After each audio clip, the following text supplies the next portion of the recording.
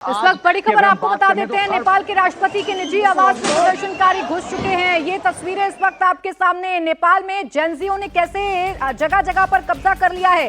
राष्ट्रपति के निजी आवास में घुसने की जानकारी है। नेपाल के राष्ट्रपति के निजी आवास में प्रदर्शनकारी घुस चुके हैं। ये तस्वीर इस वक्त आपके सामने है और इस घर में घुसकर कैसे तोड़फोड़ की जा रही है, तस्वीरों को तोड़ा जा रहा है, ये अब आप देखिए। यानी नेपाल में हालात बद से बदतर, आउट ऑफ कंट्रोल। मुश्किल में ओली सरकार, यानी ओली सरकार अब अस्थिर हो रही है। ओली सरकार को गिराने के लिए अब ये प्रदर्शनकारी सड़कों पर उतरकर नेताओं को टारगेट कर रहे हैं। राष्ट्रपति के निजी आवास में घुस गए हैं।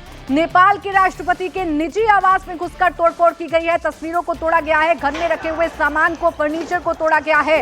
अपनी मौजूदगी, अपनी ताकत का एहसास अब प्रदर्शनकारियों की तरफ से किया जा रहा है और वो ये कह रहे हैं कि जब तक ये सरकार कुर्सी से नहीं हटती है, जब तक ओली अपनी कुर्सी से नहीं हटते हैं, तब तक ये प्रदर्शन यूं ही जारी रहेगा। तब तक लगातार सड़कों पर इसी तरीके का हंगामा होता रहेगा। अभी जो तस्वीरें इस वक्त आप देख रहे हैं, ये नेपाल के राष्ट्रपति, यानी कि नेपाल के राष्ट्रपति के निजी आवास से सामने आ रही हैं, जहां घुसकर प्रदर्शनकारियों ने जमकर जो हंगामा है वो किया है। तो जो राष्ट्रपति हैं नेपाल के रामचंद्र पौडेल, उनके घर में घुसकर, उनके निजी आवास में घुसकर ये हंगामा, ये प्रदर्शन इस वक्त किया जा रहा है। और सिर्फ नेपाल के राष्ट्रपति नहीं, बल्कि नेपाल के प्रधानमंत्री केपी शर्मा ओली के घर के बाहर लोग इकट्ठा हो गए हैं। जो पूर्व प्रधानमंत्री हैं प्रचंड, उनके घर के बाहर पथराव किया गया, उनके घर पर पथराव किया गया है। कैबिनेट मिनिस्टर्स के घर पर पथराव किया जा रहा है और अब इन प्रोटेस्टर्स की जो नजर है वो राष्ट्रपति के निजी आवास पर भी पड़ गई।